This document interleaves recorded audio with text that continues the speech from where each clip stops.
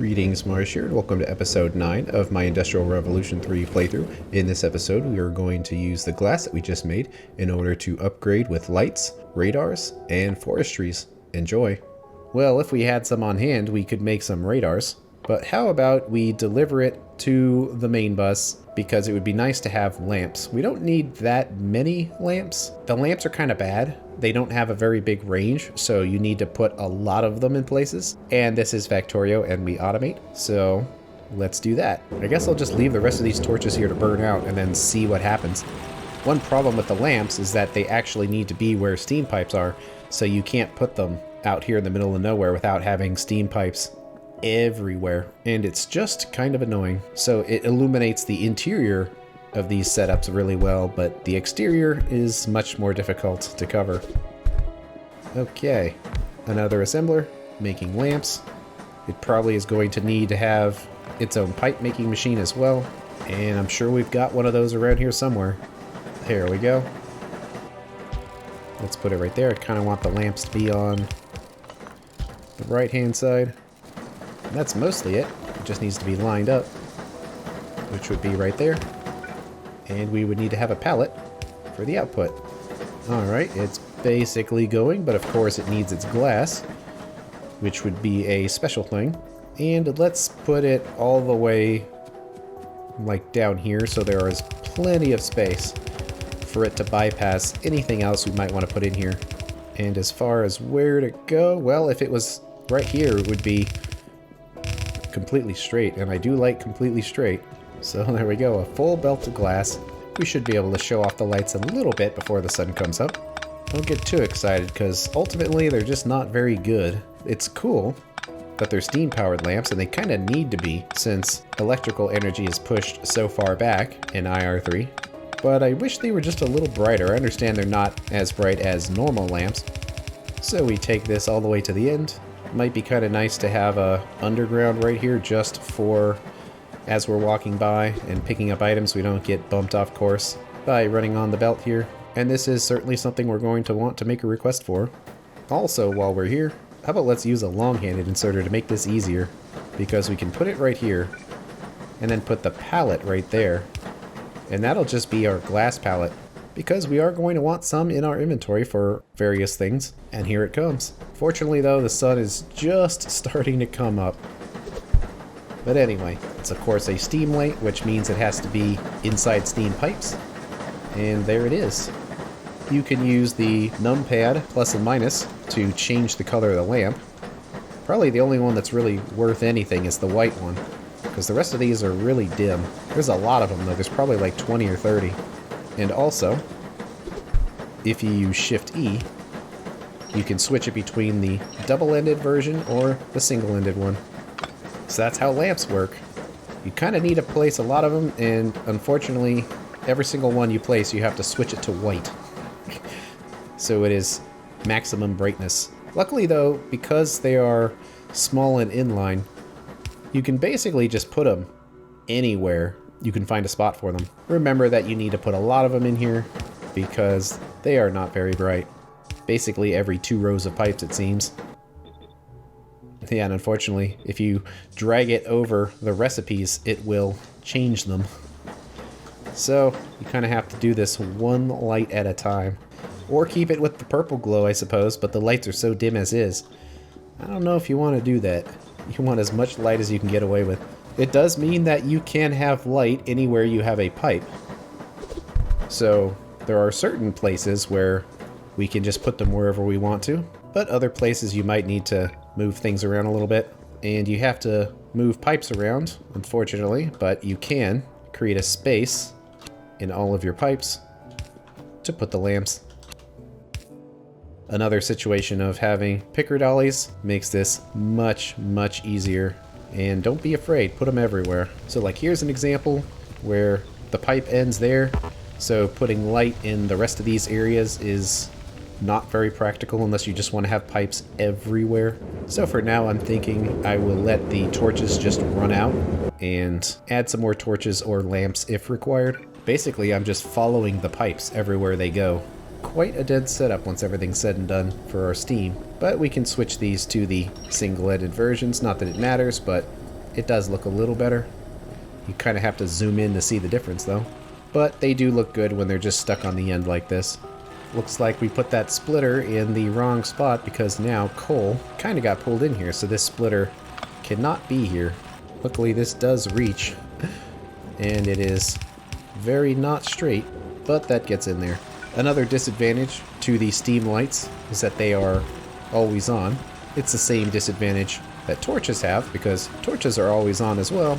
So that is something to keep in mind. Not that it's really that important, because they only use, I think, 2.5 kilowatts each. Yeah.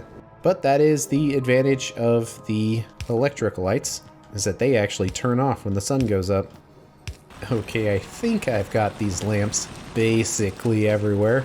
Yeah, I mean, there's a lot of them. They're kind of overshadowed by the regular torches. You might have to wait for those to actually burn out to see, and also the regular torches create a very red glow that is apparent, especially in the daytime, because they create that glow no matter what. But I think everywhere that has a steam pipe has a lamp now, so we'll have to see what it looks like. Okay, how about we make some telescopes? We want to place this as far away from our factory as possible so we get the maximum view.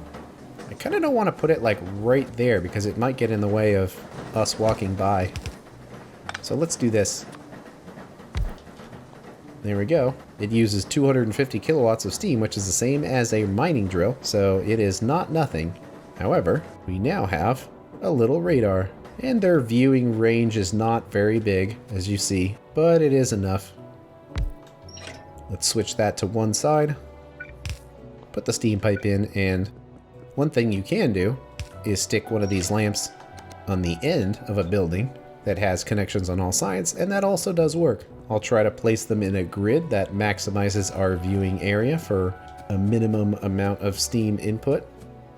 And by putting this down here, it does mean there's more spots for lamps. We are expanding our view. Let's keep it going and also keep the grid going. This one's going to be pretty far out here. And in fact, there are biters right there. So do we just kill them? Kind of feel like we need to because they are not very far away. Okay then, scatterbots, it's your time to shine. Try not to instantly die here.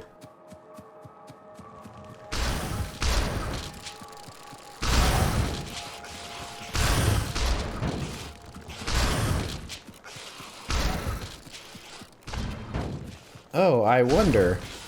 I guess those are in groups of 5. So I've been destroying the robots by launching them. I guess that makes sense. I was thinking each one of these was one robot, but they are actually, yeah, effect creates 5 of them. So I've been destroying the robots by launching them too quickly. Whoops. Well, that makes them significantly better. Thump. We got a long pipe we have to run, and we might as well put the lamp in here now. Here's an example of setting all these light colors that not being able to hold shift and move at the same time is somewhat limiting, because you have to stop every time because of the keybinds. But there we go. A little bit more. It looks like if we place one more over here, we will have full view of our factory, and you can see all the little white light dots everywhere for every place where we have placed one of those lamps. And the sun is about to go down, so I suppose we'll see what they look like. Oh wow, there's some more biters out here. They expanded. Here, let's put this in the middle of the trees. Do we go out there and fight those biters? Probably. They are very close to the pollution cloud. Okay then, let's try to use the scatterbots properly this time and not just waste them.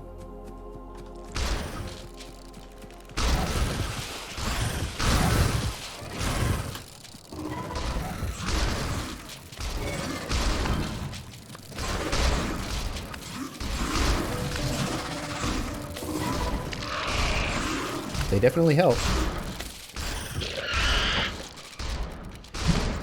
Nice. Well, it's not quite minimum brightness yet, but definitely the white works out. It's the best color. I wish it defaulted to white. But oh yeah, you can definitely see a big white glow. You can see the orange glow from where they are not. They're a little brighter than I remember them to be, but nonetheless, it helps having these torches. If we didn't have these torches, you would see how quickly it gets dark, but the white is pretty good. Well, keeping an entire stack of scatterbot capsules in our inventory is probably excessive now, but we don't have a circuit network or an ability to limit them to 10. Well, the last thing we can do before we start working on iron is we can grow some trees. And you have these different recipes that allows you to plant a tree on the ground, because the forestry actually runs based on trees that are in its chunk. And I guess we can build one now to show you, because if there are no trees in the chunk, it will produce no wood. And its output scales based on the number of trees that are available up until you hit 50 trees when it reaches maximum production. So if we just pick a random place and put this, one really cool thing, again, I'm surprised mods don't do this, this is the chunk that it's in. So instead of forcing you to turn the mod options on and say, show the grid, this just shows you where the chunk is without doing that, which is nice when you're just planning for things. But notice how it has the no sign on here. And it has this because there are no trees here, and thus it cannot run. So let's go somewhere where there is some water to show you what it does to the recipe. And looks like we're at minimum brightness now, so that does give you an idea of the lights and their range, that they are bright where they are, but then they don't extend out very far past where you put them. So we still might be in a situation where we're using torches, but for now, let's just let them burn out and see what it looks like. Because yeah, up here you can tell that although bright where they are, it gets kind of dark kind of fast. But let's put a forestry right here just to use the water. And there is actually a tree in here. It highlights them. So it is running, but notice how it says recipe pollution is 2%. And if you look at the recipe, it has a 2% chance of making a wood. So it's running, but it's not making anything. And right here you have like the health lights. So as you have more and more trees, these lights will increase. So its output is based on the number of trees that are available. So it has one tree, so it is attempting to grow more. And it does consume pollution. It does say recipe pollution 2% there, but if you look at the building, it has a negative 36 pollution a minute maximum pollution. So the pollution that it removes and the trees that it creates scale based on the amount of trees that are in the chunk. And it's cooler than this because it will grow more trees in that chunk as it operates. And also it will cut down existing trees as it is creating wood. So if you place one of these and leave it alone, eventually it will create a forest next to itself, which it will cut down over time to supply the wood. However, the rate that it grows depends on how many trees you started with. So since we only have that single tree, it is not going to grow very fast. But it eventually will. Also, if pollution is damaging the nearby trees faster than it can regrow them, it will have an indicator for that. And let's actually go to the manifesto to show you what it would look like. So right here they have the trees that were planted with the item you can make, and you'll get this skull and crossbones warning if the pollution is higher than the rate that it can grow the trees and it is killing the trees. Also, it won't grow any trees on artificial tiles like this. It has to be natural ground. So we've covered that, and it's been running this whole time and it's made no wood, but it doesn't require any energy to run, just water. So in that sense, it's pretty good.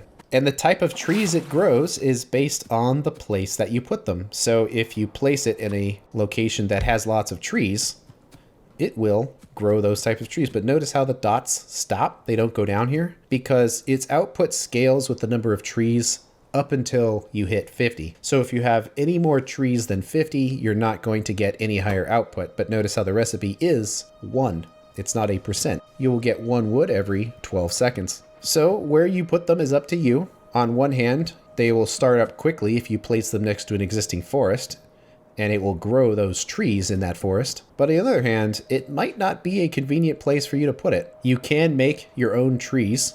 However, they are quite expensive, where you need 12 wood to make 1 tree. And since each tree gives you 4 wood, that means you need to cut down 3 times as many trees as you intend to actually plant to grow more. However, you get the best pollution cleaning effect by having one of these in each chunk. Also, if you read the manifesto about this, that it only operates on a per chunk basis. So if you have a second forestry in a given chunk, it will not make any more trees. So essentially, you only want to have one forestry per chunk and a maximum of 50 trees, and it will eventually manage the trees to the point where there are exactly 50. But nonetheless, it would be efficient if we place these in areas where pollution was escaping our factory, and also we did it in a group of 4 near the edges of the chunks. So we've covered that now, and you could put these all over the place. I do think biters attack them, and actually, now that we have radars, it's interesting. Look at that copper patch, 2.8 million right there, considering that we have 100,000 left. So we are not going to have to go very far to get more copper. That is great. Also, 859k of coal. So my concern of us having to go find coal is not a worry. And also we have these 2 tins, which we did see before. So we're not going to have to travel for that, but we might have to travel for stone here. And there's a big tin up there that we haven't scanned yet. And iron is going to be somewhere. Sometimes you have to go pretty far to find the iron. We do have a sour gas one right here, so that might be just a biter that was there. I kind of want to check it. There's a lot of trees here, so it's kind of difficult to drive until we build a road. But at least we know we don't have to be afraid of the biters, at least with our current technology and their current evolution. Well, let's see, was this just an errant biter that was out there? That is a dense forest. Oh, nope, it was biters. There's a nest out there. Let's check out this sour gas fisher. Basically, it's like the steam fisher, where this one will supply you with sour gas instead. And sour gas is a byproduct of oil processing. You turn the sour gas into sulfur. So instead of making sulfur from petroleum, you actually make it as a byproduct from making petroleum, which is the sour gas, or you can just make more sulfur if you have one of these fishers. There is a nice, fresh, giant patch of copper. And also, if you've noticed, we've got some glittering rocks here. It is a ruby-bearing rock. So let's grab them. Any other ones here? Guess we can do everything with a deconstruction planer. It doesn't look like it. That gave us a few rubies. And rubies are a mid to late game resource that we will eventually be able to manufacture. But up until that point, they are going to be a rare resource. Do not pointlessly spend them when we get to that point, because you make rubies from rubies. So if you use all your rubies up, you won't be able to make any more. But they are usually a part of various mines that are not near your base. So if you just explore, you will find them. So we talked about the forestries here, and they are quite expensive at 40 bronze plates, considering we only carry 100 of them, and it looks like the torches are starting to run out. Actually, I kind of want to make a special deconstruction planner here and say the whitelist is going to be only torches. And to save ourselves the square, we'll put it into the game blueprints. So that way we can just easily select them to clear them out, and we'll just have to see what the factory looks like without them. Okay, we do want to put the tile grid on because we are going to design something around chunks. So ultimately we would want to put this in the middle. So you can see how if we do this, they are all connected. Let's make it nice and symmetrical if possible. We do need to have water pipes for this.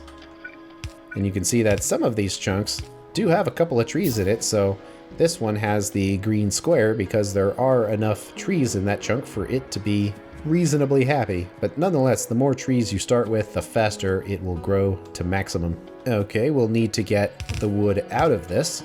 And we can do that with burner inserters to make life easy because these are going to be trees, which is a fuel. And then the belt will have to go somewhere. And these aren't going to make wood very fast, so we could put a bunch of these down and still barely make any wood. So it is something that you can expand with better technology. Here is a situation where we might want to start making these pipes because now we're going to find ourselves placing a lot of them. But it would basically be this. So we need to decide where we want to put them and whether or not we want to add trees to their selection. And for best effect, you kind of want to put them everywhere. Also, it kind of depends on your proximity to water. How about let's try to build 5 groups of them for now, which means we want to have a total of 20 of them. You really can't have too many of them because after we start making the wood, we'll be able to turn that wood into charcoal, which will double the fuel value of the wood and also have it be 50% pollution value, which is lower than the coal that we're using. So it's actually a really high quality fuel source. I'm guessing we probably should automate making these water pipes, just because we're going to have to place down dozens or even hundreds of these undergrounds. And that is a lot of pipes. Luckily though, the recipe for the pipes is actually very similar. It's kind of funny that the steam pipe requires 1 copper plate and 1 copper rivet, but the water requires 2 copper plates and 1 copper rivet, but the recipe only gives you 1 water pipe, where the recipe for steam gives you 2. Although the numbers are going to be different, it's probably going to be quite similar to our pipe maker. So we should probably just copy the entire thing and see how it works. Luckily, it does line up pretty well here. I guess I can turn the grid off for now. So there we go. We should be making undergrounds. We do kind of need to put this stuff on our list. I guess in this situation we can take out the basic intermediates, specifically the ones that are easy to make, because we don't really need to track that, because now we need some spaces for our new pipes. And it's going to take a little while for this machine to make what we need. This one is out of resources, but we can just keep pushing it down. Anyway, we should have our 20 forestries now. And we don't have all of the pipes yet, but we do have a nice selection of undergrounds. Let's just make a bunch of those too. So now we need to decide where to put them. And honestly, at this stage, probably the best place to put them is just somewhere that's not in the way, since you can place them anywhere. Oops, I didn't hook up the steam to this one. There we go. So you kind of want to put them far away as you can reasonably get, and still have them count as inside your factory, because I'm pretty sure biters will attack a forestry. Something like this. Of course, there aren't a lot of trees, and there is this cliff here, but it will attempt to place trees everywhere it can. Could probably help it a little bit by getting rid of these rocks and dead trees to give it more choices on places to put trees. But how about this one? It's far enough away that it will help us with our pollution, and it won't get in the way of the rest of our factory. And some of these will get a head start, because there are a bunch of trees there. We do need to have water, and it is nice if you can keep these in a straight line, so then you just have a water pipe going down. So we can try to do that. It's not that important though, because clearly we have a lot of water everywhere. But we have to start somewhere. So there we go, delivering the water. And this one is running at full blast, because it has more than 50 trees. It's cool how it has the bird chirping noises next to it. But it makes a wood, but the inserter didn't care. It said it was hungry and it took it. But if we wait over time, eventually we'll start getting some. However, we do need to jumpstart the rest of these. Wait, which tree is here? Oh, I guess there are 2 trees. This one and that one. One cool thing about these forestries is they will grow the trees that are actually in their chunk. So whatever style of tree was there is the one that it is going to continue to grow. However, if you want to make your own trees, you can decide on which trees grow in that chunk based on what you decide to make. And it takes a lot of wood and a lot of stone to do this, especially because you kind of need to have a lot of trees to get the process started. So if you make like 3 trees or something, it's going to take a long time for it to be at full blast. So usually I like to start with something closer to 20 trees, and that's 20 trees per chunk, which means in total we're going to have to make 80 of them. Or at least in this situation, we have 3 chunks we need to populate, so we need to do 60. And this is a big use of all of that wood we have on hand. This isn't going to be a minibus item, but it may very well travel along the end of it, but it's not my intent that it does that. Just that it's going to pop in somewhere, deliver a little wood, and then basically be gone. So whenever that wood is ready, it'll go in there, but we kind of need to have all of this on hand, because we are going to be handcrafting a lot of trees. Let's make a bunch of other tree types. Which type should we do this time? How about the pine tree looking ones? And there we go. Starting to make a little bit of wood. And because this is so far away from civilization, it's not going to have any lights because it just doesn't need any steam. So when placing these, you want to make sure you actually put them in the chunk where you want them to be. So let's do our 20.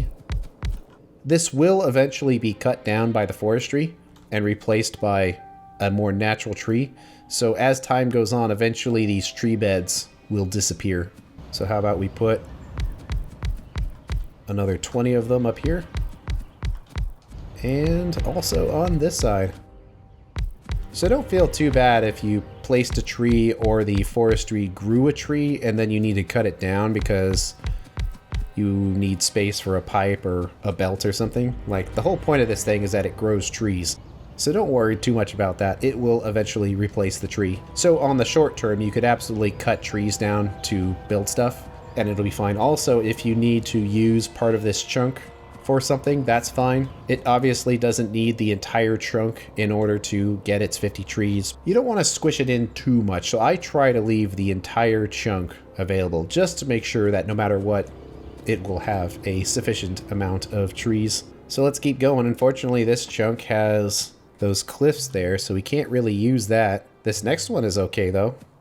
It is worth trying. Oh, come on. We have to go around the cliff. Looks like it. It is worth doing, though, because it is very clean and infinite resource. You don't really need that much wood when it comes down to what a forestry can put out, especially if it's maxed out on trees. But it's such a good fuel source that you should grow them. So if we plop this in here, everyone's in their own chunk, and the belts connect.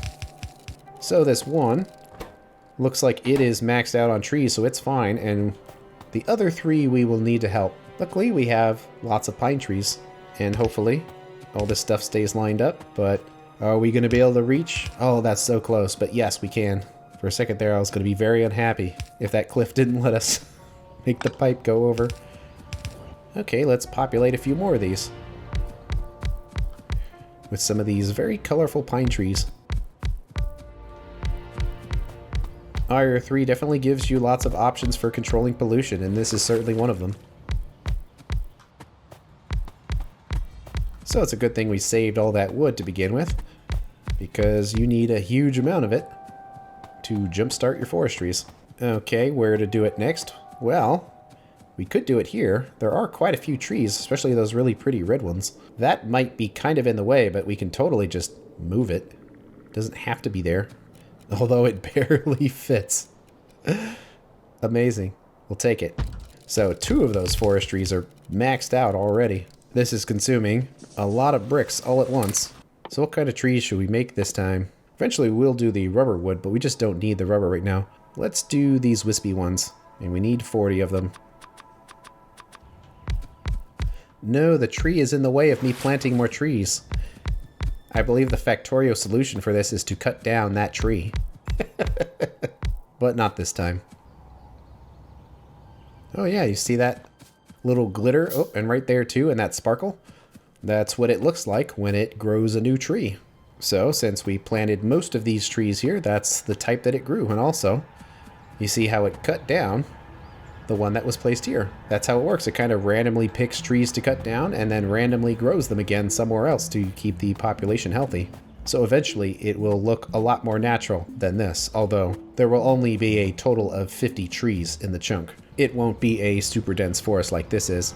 Okay, I believe we have 2 more of these to try to build. This should work. I don't think it's going to have any issues with that water. I think it's still going to be able to have the maximum amount of trees in here. Plus, keeping them in line is just the easiest thing to do. So we'll plop it in there and force it in so it cuts down the trees that are in the way at least. So luckily this time 3 of these are maxed out, so we just need to have a few more. Let's make some more pine trees and continue this along, holding shift to cut down any trees that so happen to be in the way.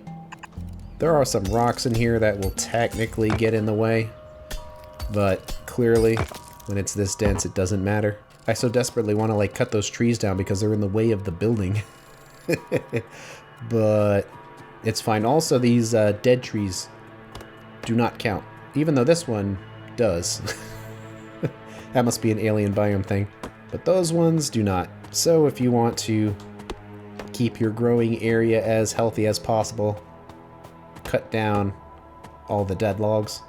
Not a lot of room here to put these, so hopefully this maxes out. Fortunately, if we keep the belt going, we have to go around the water. That is a little small of a chunk to be growing stuff in, but this one's pretty good. It has lots of different types of alien trees to grow. Can barely even see what's going on in there. They all have a healthy amount of trees. This one has less, but it has enough trees where I wouldn't feel the need to add any in there. And there we go. All those are connected, and the wood still made it. It's covered by forest, but it's there. And we are actually pretty close to the bus now. Although this isn't the end point of the wood, because if we have any extra wood, we would want to turn it into fuel.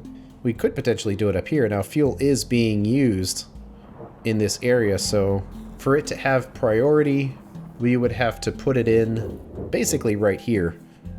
And then it would just go everywhere crushed coal goes. And how about we have all of the wood meet up here? We'll just have them all be on one side because we don't need to have that much wood on here.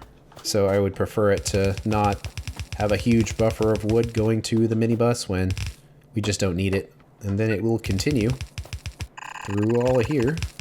We need to figure out what kind of wood handling capacity we're going to need to have, because each one of these, if it's fully loaded on trees, will make 0.052 wood a second. So 0.052, and currently we have 20 of these, means we're going to get 1.04 wood a second. And we might have slightly more wood than that if we're cutting down trees and stuff. So let's go with 1.5 wood a second. This is a job for Hellmod, where our goal is turning wood into charcoal. And for some reason it doesn't let you input anymore. You have to go based on output instead. That's weird. Luckily, we're just not using Hellmod too much in this playthrough, so it doesn't matter. And since it's a 1-to-1 ratio, I guess 1.5, because if it did matter a lot, I'd be switching back to the old version, which I might very well do if it's not fixed by the next series. But that tells us we need to have 5 charcoal kilns. And we do want to do this kind of near where fuel is being produced, because right now the charcoal doesn't have any specific use. It is just a fuel type. Oh, we can't do that there. Can we do this? I guess so. So the way this will work is we'll just input it into the back of the coal processors, and so long as we don't need that crushed coal for anything, it will have priority. And if we do need the crushed coal for something, we can just move this belt around and clear this out. But it's kind of messy to put the output of one resource into the back of the output of a different one, but we actually want this one to have a higher priority, so it kind of makes sense. So we'll need our 5 kilns. I guess we could kind of put them all the way at the top so the belts are completely straight. That sounds nice. But anyway, since these are dealing with fuels, it means we can use burner inserters for this. So there we go. Clean up the belts. There will be no lights here because there is no steam. So there's one other thing we kind of need to deal with here, and that's all this extra wood. Now that it is a unlimited resource, we can dump it. And it probably makes the most sense to dump it over here. Oh, I guess we need a radar.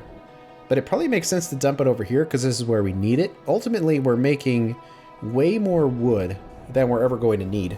Certainly the extras are going into the fuel, but ultimately we just don't need that much wood. And charcoal is such a good fuel source that not only do you reduce pollution by having these, but you create fuel that also reduces pollution. So probably want to have a lot of them. And at some point, we may want to put some down here too. And it's interesting that we have a land bridge right there, so a very short wall would cover that completely. Oh, cool. There we go. Iron. 2.6 million. We are going to have to find that at some point, but we have found it already. And there's a stone. That's really far away. It's actually a very dense patch for 674,000. But ultimately, that's where the iron is, so it's good that we know where it is. So those scannings have helped. There are a lot of biters, but I really don't want to build a wall with all of these cliffs in the way. It'd just be really frustrating to have to zigzag around and everything. I'd much rather wall us off once we have access to cliff explosives. If our pollution cloud expands, which we can't even really see down here, we can put a bunch more farms down here and then maybe up here, and that'd go a long way to covering pollution. But also, crude oil. So that's good. It's kind of weird how it's over the water though, so to get it, we're essentially going to have to use landfill. We can just dump the wood right here. It's not the most efficient place to put it, but it's also easy, just so we don't have to walk over there because it's kind of a weird spot. So all we need is a bronze chest with a burner inserter and the belt so it goes on the correct side. This belt will never be full because we're always going to be consuming that charcoal. It's just not going to be enough fuel in the end. And let's set this to wood. We haven't connected this belt, but you can see that it has completely filled up. And luckily the charcoal is a little easier to see as compared to regular coal because it has a gray tinge to it. It's still kind of hard to see, but it is there. Compared to both coal and crushed coal looks even worse than coal as far as being able to see it. But all of these together could put out 5 coal a second, so putting 1.5 a second of the charcoal isn't really going to be a huge difference. It will help though, so certainly we absolutely want to be running on this whenever possible. It's not running anymore, but if it was, this would be being used up. And in fact, this might actually be a situation for us to use a loader because we really want to be able to store this in large quantities. And we are kind of using it, so that kind of shows the priority there. But we might actually want to do a loader for this, especially because steam is nearby. So let's do 2 steam loaders, just because we don't want our output of this to be limited based on our need of it, because we make it so slowly. We're actually better off just making it all of the time and saving it for a rainy day. So let's put 2 of these in here, and then put the bronze chest in the middle. If we connect them via pipe, they will get their steam. And it looks like we don't need to do this anymore because it's filling up, but we'll leave it. And the loader consumes 60 kilowatts. And the amount of fuel that it consumes is based on how fast it is loading. So it's consuming half of the amount of steam that it normally would because it's only taking care of 1/2 of the belt. But there we go, filling up on charcoal. And that's the end of this episode. On the next one, we're going to set up a distant iron mining outpost using the transfer plate logistics of IR3. Thanks for watching. I'll see you later.